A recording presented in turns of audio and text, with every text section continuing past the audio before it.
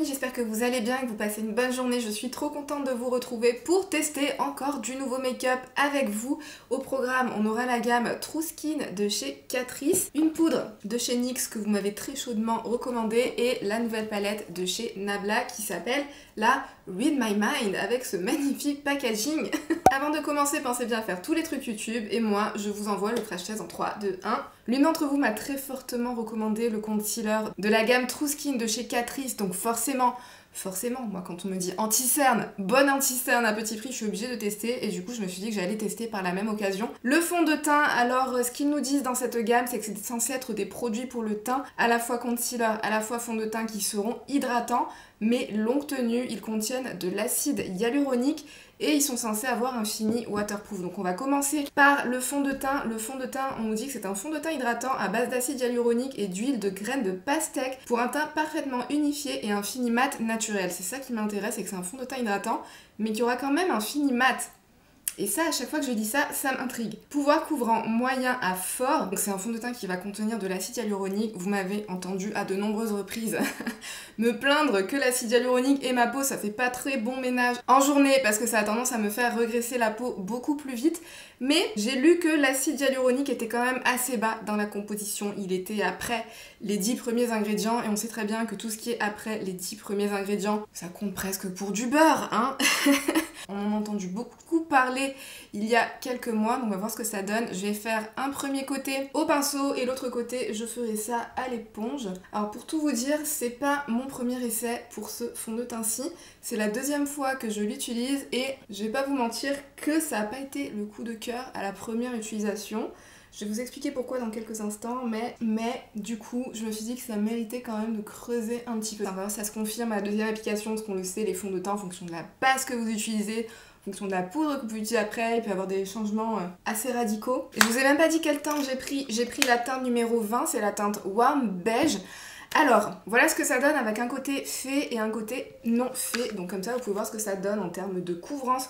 On nous dit que c'est une couvrance moyenne à élevée. Là, je suis sur, on dira, couvrance moyenne, je trouve, moyenne plus, hein, du moyen plus. Et perso, je vais m'arrêter là parce que les couvrances élevées, c'est pas spécialement mon truc. Alors on nous dit teint parfaitement unifié et fini mat naturel. C'est vrai que j'ai le teint unifié, c'est vrai que j'ai un fini mat, mais un fini mat radieux, vous voyez, c'est pas du mat qui va plomber, c'est du mat lumineux, je pense que vous vous en rendez bien compte. Et après, est-ce que c'est un fond de teint qui va particulièrement lisser l'aspect du grain de peau? Je trouve pas. Je trouve aussi que c'est un fond de teint, malgré le fait que ce soit un fond de teint hydratant, qui a tendance à légèrement accrocher à mes petites zones de déshydratation. J'ai quelques zones de déshydratation à ce niveau-là. Pour un fond de teint à 8 € quand même, je vais pas me plaindre parce que c'est vraiment minime ce que j'observe. C'est une gamme True Skin, donc j'aurais pu m'attendre à ce que ce soit un effet vraiment True Skin. Je trouve que ça reste quand même un fond de teint qu'on voit sur la peau. Enfin, pas qu'on voit dans le terme, on voit que ça, mais ça reste un fond de teint un petit peu visible sur la peau, un petit peu épais. Donc, c'est pour ça que je vais faire le deuxième côté à l'éponge. La première utilisation que j'en avais fait, j'avais tout fait au pinceau.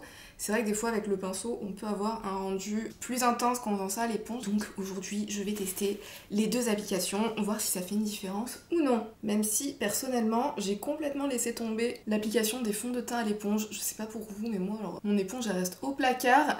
Là je pense que c'est la première fois que je ressors une éponge pour appliquer mon fond de teint depuis des mois, sans mentir. C'est plus du tout mon truc d'appliquer le fond de teint à l'éponge, je sais pas pourquoi. Ouais et là je pense que peut-être que vous le verrez, attendez je vais vous zoomer un petit peu. Vous voyez là au niveau de mon nez j'ai des petites zones de sécheresse et il accroche en fait. Est-ce que vous le verrez là comment il a accroché? J'ai beau tenter d'estomper et ça accroche, ça accroche, ça accroche. Alors j'ai passé par-dessus l'autre côté à l'éponge dans l'espoir d'adoucir cet effet un petit peu épais. Alors ouais, sans conteste, je préfère largement l'application à l'éponge. Je trouve que ça diffuse beaucoup mieux la matière. Forcément, vu que l'éponge a toujours tendance à absorber un petit peu le fond de teint. Et vu que c'est ce genre de fond de teint avec une haute couvrance qui peuvent avoir ce rendu assez épais sur le teint, l'éponge, je pense que c'est vraiment la meilleure façon d'appliquer. Ouais, je trouve que c'est quand même bien plus joli. À l'éponge, alors comme je vous disais, moi le petit reproche que j'ai à lui faire, c'est que je trouve que malgré tout, il accroche à mes petites zones de déshydratation. Sinon à part ça, je trouve qu'il unifie bien le teint, il me fait un teint bien uniforme, il a une bonne couvrance. Fini mat, effectivement, mais fini mat radieux, c'est du mat qui reste quand même un petit peu lumineux, c'est pas du mat qui va vous plomber le teint. Donc écoutez, pour un fond de teint à 8 €, j'ai pas non plus trop envie de me plaindre parce que ça reste quand même un beau produit.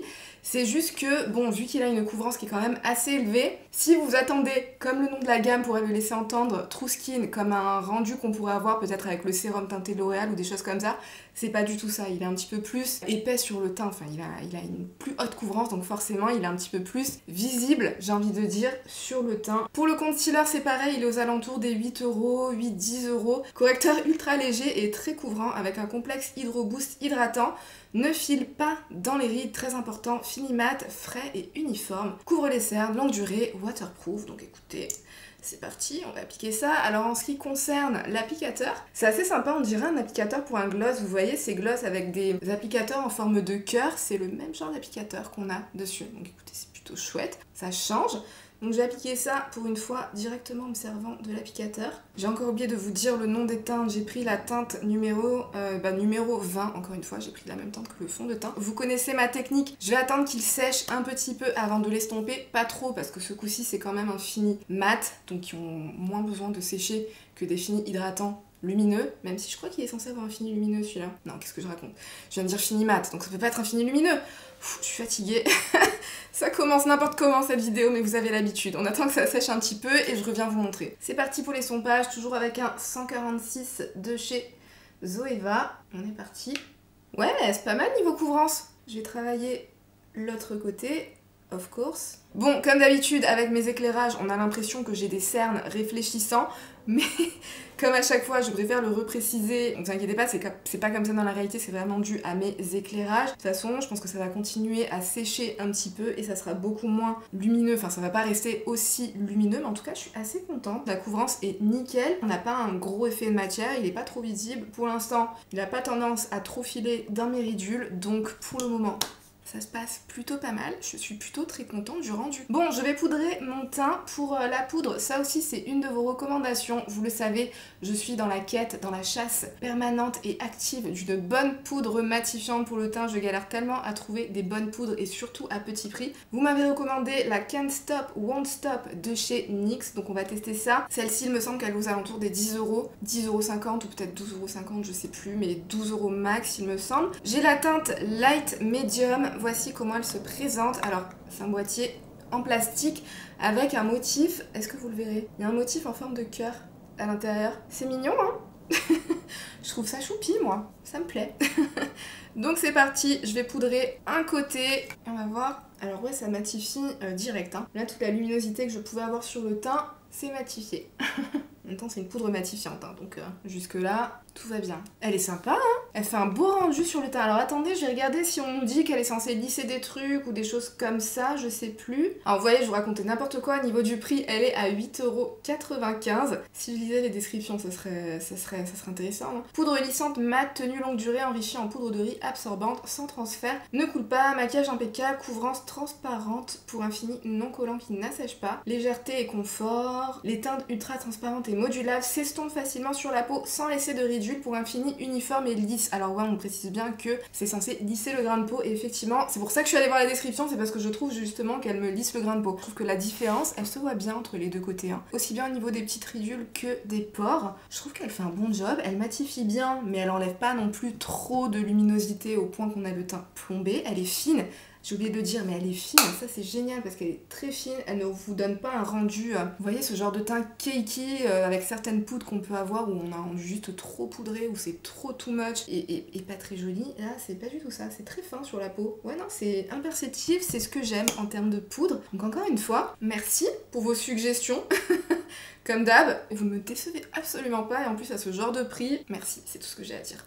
Bon, bien sûr, avant de s'enflammer, il va falloir tester le pouvoir matifiant de cette poudre, mais en tout cas, je trouve qu'elle a un très joli effet. Écoutez, je suis très contente. Je vais aller poudrer maintenant mon anti-cerne. Je voulais le laisser un petit peu quelques temps sans le poudrer pour voir comment il se comporte. Pour l'instant, ça file toujours pas dans les plis, donc je suis toujours aussi contente. J'ai poudré avec ma poudre de chez Charlotte Tilbury, par contre ce coup-ci, je vais pas prendre de risque. Poudre matifiante sur un concealer censé être mat. On va pas prendre de risque.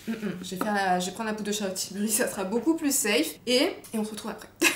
Et j'ai oublié de le dire, mais c'est pas du tout une poudre qui va accrocher aux zones de déshydratation. C'est le genre de poudre qu'on kiffe. Je suis allée finir mon make-up du teint hors caméra et j'étais en train de me dire que j'étais vraiment impressionnée par le pouvoir lissant de cette poudre, ce qui est assez impressionnant parce que le fond de teint que j'avais mis en dessous, comme je vous disais, il avait pas spécialement lissé plus que ça l'aspect de mon teint, mais la poudre, vraiment, je vois à quel point, du coup, elle est venue me lisser le teint, donc je suis vraiment bluffée. Franchement, NYX, faut que je m'intéresse beaucoup plus à cette marque. Je sais pas pourquoi je m'y intéresse pas suffisamment à NYX, mais depuis leur anti-cerne et maintenant cette poudre, je pense que je vais me pencher beaucoup plus sur la question parce que je suis vraiment impressionnée. Cette poudre fait vraiment un très beau teint et elle est imperceptible. Bien sûr, maintenant il va falloir voir comment tout ça évolue. Maintenant on va passer au make-up des yeux et pour ça on va tester la nouvelle palette de chez Nabla qui s'appelle, comment elle s'appelle déjà? C'est la Read My Mind, au sublime packaging mosaïque façon salle de bain des années 90. Non, sérieusement, soyons sérieux. Qui a eu une salle de bain avec ce genre de motif sur les murs là, ce genre de petits carreaux avec ce genre de couleurs? Levez la main, celles qui se reconnaîtront. Bon, franchement, je trouve que ce packaging, il est pas ouf. Honnêtement, sincèrement, je trouve qu'il est pas ouf. C'est une palette, alors vous la retrouvez au prix de 39,90 €. Moi, je l'ai pris sur le site de Maki Beauty. Sur le site de Beauty Bay, elle est beaucoup plus chère, donc je vous recommande pas de passer par Beauty Bay si vous avez envie de vous procurer cette palette. Il me semble que vous la retrouvez aussi sur le site de Boozy Shop. Et alors, je vous montre comment elle se présente. Voici la palette. Alors, c'est une palette de neutre, boring comme on aime, avec une ligne intéressante qui aura capté mon attention. Vous aurez compris pourquoi, parce qu'on a du vert dedans. Écoutez, à part ce packaging que je trouve absolument laid, à part ça, je sais pas pourquoi, je trouve que la palette à l'intérieur, je trouve ça plutôt sympa. Alors oui, c'est du neutre, oui, c'est boring, mais en même temps, c'est ce qui vend. C'est ce que les gens aiment porter le plus souvent. Donc, je trouve que c'est une palette de neutre qui est plutôt bien constituée. Vous avez 16 fards à l'intérieur. En fait, cette palette a été conçue d'une façon un petit peu particulière, de façon à ce que vous puissiez donc soit l'utiliser un petit peu comme vous en avez envie, comme bon vous semble. Sinon, si vous n'êtes pas inspiré, il y a un système de lignes. En fait, toutes les teintes qui sont dans la même ligne sont faites pour vous constituer un look, ainsi que ce qui se trouve dans un quad. Donc tous ces quads-là aussi sont faits pour se constituer des looks avec. Si vous n'êtes pas inspiré, moi la qualité de chez Nabla, j'aime beaucoup. J'ai testé 2 palettes de chez eux que j'ai kiffé à chaque fois, donc je me suis dit que j'avque envie de tester celle-là, puisqu'elle a l'air d'être plutôt sympathique, boring mais sympathique. On va tester les lumineux ensemble parce que je n'ai encore absolument rien swatché à l'heure actuelle. Alors si j'ai bien compris, on est censé avoir plusieurs textures différentes dans cette palette. Alors on a des lumineux métallisés classiques. Ici on a un topper pailleté et ici on a un fard duochrome. C'est un espèce de rose gold et c'est presque comme s'il y avait un petit reflet légèrement, très légèrement vert qui pouvait en ressortir, mais c'est très léger. C'est un fard qui est micro pailleté et qui a l'air plutôt sympa. Par contre le topper pailleté, attendez, je vais intensifier le swatch parce que ça m'a l'air assez léger. Donc voilà ce que ça donne pour les lumineux des 2 premières colonnes qui sont un petit peu plus dans les neutres rosés. Maintenant on va faire les 2 derniers. On n'a que 6 fards lumineux dans cette palette, c'est pas trop triste. Alors les fards sont bien crémeux au toucher, ça c'est plutôt chouette. Et voilà pour les 2 derniers lumineux. Alors celui-ci c'est presque comme si c'était un topper. Les micro-paillettes qu'il contient, c'est comme si ça lui donnait un effet fard mouillé, vous voyez. Les lumineux ont l'air assez sympas dans la palette. Je vais tester 2 ou 3 mats juste pour voir un petit peu ce que ça donne. Ils ont l'air très doux au toucher aussi les mats. Ouais, écoutez, ça a l'air plutôt sympa, plutôt bien pigmenté, sauf cette espèce de vert là, bleu-vert. Attendez, on commence. Ouais bah écoutez, ça a l'air plutôt pas mal en termes de pigments. J'ai l'impression que ça swatche plutôt pas mal, même si les swatchs ça veut pas dire grand chose. Donc maintenant on va tester tout ça. Je vais faire un look et qu'est-ce que je vais... J'ai quand même envie d'utiliser les verts. Vous me connaissez, je vais forcément essayer d'intégrer les fards verts qui sont dans cette palette. Hein. Je suis obligée, on est bien d'accord, je suis obligée. Je vais commencer tout doucement à travailler ma transition avec le fard mat qui est juste ici. C'est un joli fard moutarde. Comme d'hab, en termes de pigments chez Nabla, on est là. Je vais continuer au niveau du creux avec ce fard-ci. Je vais pas trop suivre le système que nous préconise Nabla. Je vais faire un petit peu à ma sauce et espérer que ça donne pas n'importe quoi.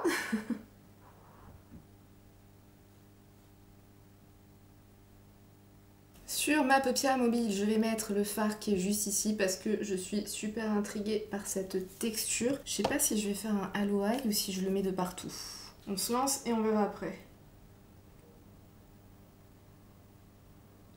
Ouais, c'est vraiment comme un topper pailleté mais qui est vraiment super bien teinté. Il est très joli parce que il vous fait une espèce de paupière, on dirait mouillée. Allez, je vais l'appliquer partout juste pour voir comment ça rend. Il est beau, hein. Il est super beau ce fard, c'est le genre de fard qui se suffit à lui tout seul, genre limite je pourrais arrêter mon look ici et ça y est. D'ailleurs c'est peut-être ce que je vais faire parce que j'ai pas envie de surcharger la mule, j'ai envie de le laisser briller par lui-même ce fard là, donc je vais juste m'occuper de mon coin externe que je vais faire avec le fard qui est juste ici, c'est un marron froid. Elle est assez bien constituée cette palette en fait, je trouve que pour les débutants c'est hyper facile parce qu'en fait tout est arrangé en fait par catégorie entre les fards chauds, les fards froids, donc on se prend pas la tête à savoir comment assembler les fards. Si on n'est pas inspiré, on suit les recommandations, les rangées, les quads et le tour est joué quoi. Au niveau du ras de cils inférieur, forcément je vais m'amuser un petit peu avec les deux verres de la palette. Je vais commencer par celui-ci que je vais mettre au niveau de mon ras de cils inférieur, mes côtés coin externe.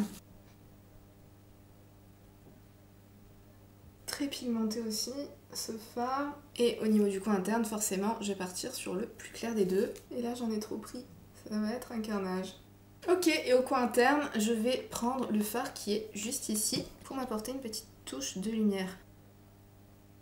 Et même si j'avais dit que je le ferais pas, je vais quand même le faire. Je vais en prendre une toute petite pointe que je vais mettre au centre de la paupière. Un tout petit peu, vraiment très peu, mais juste parce que j'ai envie d'utiliser ce fard, voir comment il va illuminer le fard du dessous.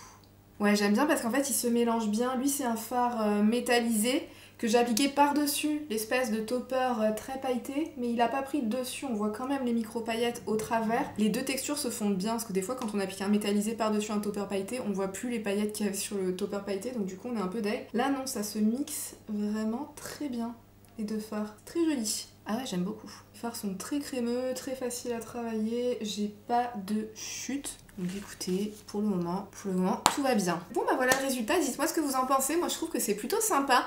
C'est simple mais c'est efficace. Je trouve que ça donne un joli rendu sur les paupières. J'ai les paupières miroitantes qui scintillent comme on aime. Donc écoutez, moi à ce stade je suis assez contente de mon look. Sur mes lèvres, le rouge à lèvres de chez MAC en formulation Powder Kiss dans la teinte Push Your Luck que je surkiffe trop en ce moment. Écoutez, pour revenir un petit peu sur les produits, maintenant que je les porte depuis un petit peu plus d'une heure et demie on va dire, l'anti-cerne True Skin de chez Catrice. C'est vrai qu'il finit par sécher mais il reste quand même assez lumineux au niveau des cernes, donc je trouve que j'ai le regard assez illuminé. Et niveau couvrance, on est vraiment au top, donc écoutez, c'est une très bonne surprise. Le fond de teint, j'ai un joli rendu sur la peau, c'est un fond de teint qui a une couvrance assez bonne, de moyen plus qu'on peut construire jusqu'à avoir une couvrance élevée.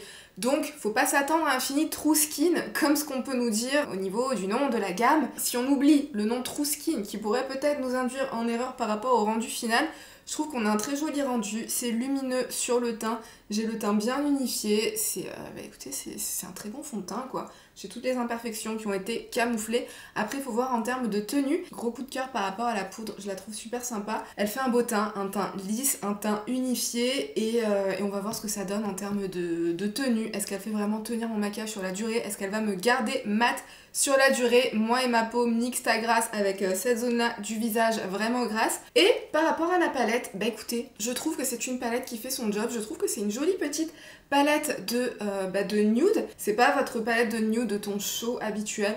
Faire des choses assez variées, on a du rosé, on a des teintes un petit peu plus cranberry, c'est pas du rouge mais c'est presque du prune cranberry. On a des tons froids, on a des tons un petit peu plus miel. On a de quoi, je trouve, varier les choses dans la gamme de nude. Alors faudra que je refasse un autre look avec les couleurs un petit peu plus rosé, prune de la palette pour voir ce que ça donne. Surtout par rapport à ce topper pailleté qui en swatch m'avait l'air d'être le plus faible de tous les lumineux de la palette. Mais sinon je trouve que c'est une jolie palette de nude qui fait bien son job, qui nous permet de faire des résultats, enfin de faire des looks simples, on se prend pas la tête, c'est très adapté pour les débutants. En même temps en termes de qualité, on galère pas à estomper nos fards, on galère pas avec des problèmes de chute, c'est bien pigmenté, c'est crémeux, c'est tout ce qu'on aime. Alors si c'est votre genre de teinte, je pense que vous pouvez foncer. On a un joli fard, c'est dommage, j'aurais bien aimé l'utiliser, c'est un beau duochrome qui me rappelle un petit peu le fard qui est dans la voyeuristique Vixen, le quad de chez Pat McGrath que je kiffe tant, il me rappelle un petit peu ça, donc faudra que je teste un petit peu pour voir ce que ça donne. Mais sinon, écoutez, pour moi c'est une palette qui est plutôt bien réussie avec la qualité de chez Nabla qui est vraiment très bonne. Et si vous arrivez à avoir une petite promo, il y a souvent des moins 20% qui peuvent passer sur les palettes de chez Nabla, je trouve que ça vaut le coup. Si on arrive à passer outre ce packaging qui est vraiment pas très réussi, vous allez me dire c'est un goût personnel mais je trouve pas ça très réussi. Si j'avais juste un point à lui reprocher à cette palette, c'est que, quitte à nous avoir donné 2 fards mat dans des tonalités de vert, pourquoi ne pas nous avoir donné un lumineux pour aller avec, qui soit aussi dans les tonalités de vert. C'est un petit peu dommage parce que eux ils nous conseillent du coup de l'associer avec ce lumineux là. Celui que j'ai sur les paupières, ça marchera bien, mais si on avait eu un vert, ça aurait été encore mieux, hein, c'est un lumineux vert, hein? La team vert, on se comprend. On est ensemble ou pas sur ce coup-là? La parole est maintenant à vous. Si jamais vous avez testé l'un de ces produits, n'hésitez pas à me dire dans les commentaires ce que vous en pensez. Est-ce que vous kiffez les mêmes choses que ce que je suis moi personnellement en train de kiffer? Dites-moi, je veux tout savoir. En tout cas, merci encore une fois pour toutes vos recommandations. Avant de partir, pensez bien à faire tous les trucs YouTube. Et sur ce, moi je vous fais tout plein de bisous et je vous dis à bientôt dans une prochaine vidéo. Bye!